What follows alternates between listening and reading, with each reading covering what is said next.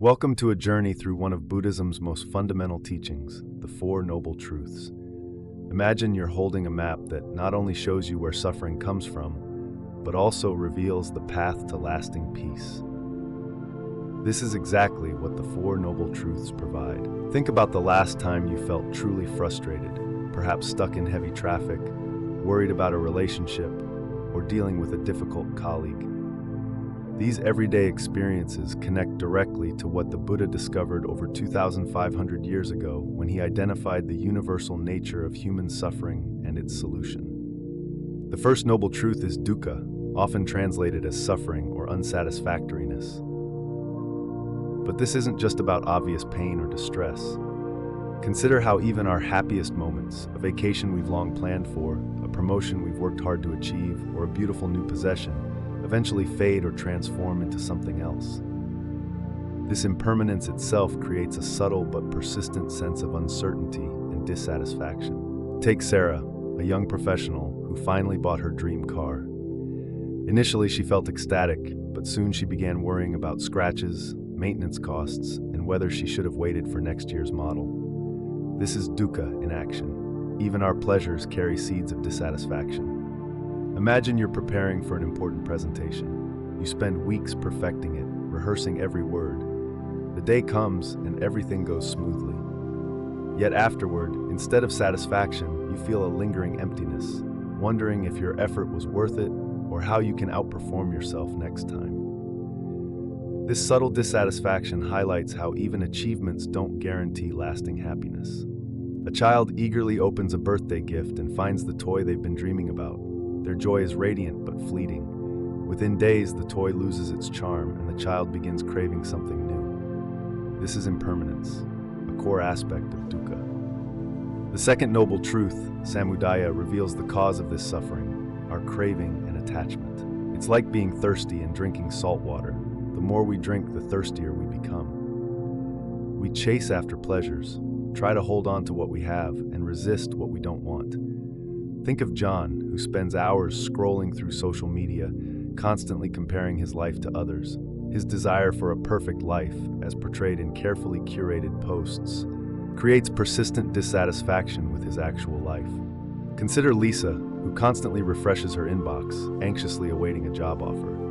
Her attachment to the idea of this perfect job consumes her thoughts, amplifying her disappointment when no email arrives. Her craving for certainty and success intensifies her suffering. Mark loves food and finds joy in trying new dishes. However, his attachment to indulgence leads to overeating, causing health issues and guilt. His desire for pleasure in the moment creates long-term dissatisfaction, exemplifying how craving perpetuates suffering. But the Buddha didn't stop at identifying the problem. The third noble truth, nirodha, offers hope by teaching that suffering can end. Just as a fire goes out when it runs out of fuel, suffering ceases when we release our attachments. Consider Maria, who practiced accepting her life's circumstances rather than constantly fighting against them. She found that her anxiety decreased not because her situations changed, but because her relationship to them transformed. Emma, an overachiever, often felt inadequate despite her accomplishments. Through mindfulness practice, she learned to let go of her need for constant validation. Gradually, her inner peace grew, not because her circumstances changed, but because her perspective did. She no longer tied her self-worth to external achievements. Imagine Sam, who always sought recognition from others. When he started meditating and embracing self-compassion, he found that his need for approval diminished. By releasing this craving, he experienced a profound sense of liberation and contentment. The fourth noble truth, magga, provides the practical path to this transformation through the Noble Eightfold Path. This isn't about escaping life, but about living it more skillfully. Like learning to play a musical instrument, it requires practice, patience, and dedication. Susan had a habit of gossiping, which strained her relationships. When she committed to practicing right speech, she focused on speaking only kind, truthful, and beneficial words. Over time, her conversations became more meaningful, improving her connections with others. Tom struggled with procrastination, which caused him stress. By practicing right effort, he learned to balance his energy, focusing on constructive tasks and avoiding distractions. This shift brought both productivity and peace of mind. The Eightfold Path begins with right view, understanding life as it truly is, not as we wish it to be. Right intention follows, guiding us to act from kindness and compassion rather than greed or aversion.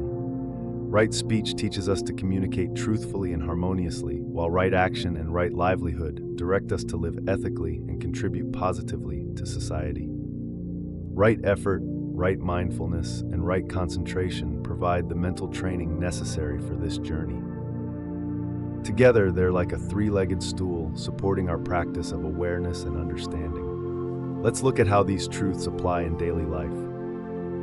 Consider David, who struggled with anger management. By understanding the first noble truth, he recognized his anger as a form of suffering. Through the second truth, he saw how his attachment to having things his way fueled this anger.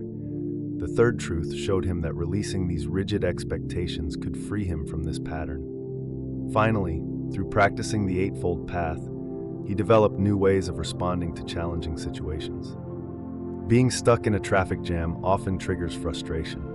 Recognizing this moment as a form of dukkha helps you see how craving for faster movement fuels your suffering. By practicing mindfulness, you can shift your perspective, using the time to observe your breath or listen to an inspiring podcast. When a friend or partner doesn't meet your expectations, it's easy to feel hurt or disappointed. Understanding that this dissatisfaction stems from attachment, samudaya, allows you to reframe the situation. Releasing expectations, nirodha, and practicing compassion, magga, can transform the dynamic. These truths work together like a doctor's approach to illness, identifying the symptom, suffering, diagnosing the cause, attachment, establishing that a cure exists, cessation, and prescribing treatment, the Eightfold Path. They're not philosophical concepts to merely contemplate, but practical tools for transformation. The beauty of the Four Noble Truths lies in their universality. Whether you're a CEO dealing with corporate stress, a parent managing family challenges, or a student facing academic pressure, these truths offer relevant insights and practical solutions.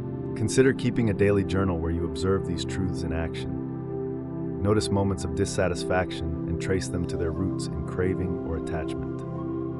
Observe how releasing expectations brings peace. Practice elements of the Eightfold Path in your interactions with others. At the end of the day, reflect on a moment of dissatisfaction. For example, if you were frustrated with a colleague, identify the craving behind it, e.g., craving respect or harmony. Explore how letting go of that expectation might lead to peace. Remember that understanding the Four Noble Truths is a gradual process.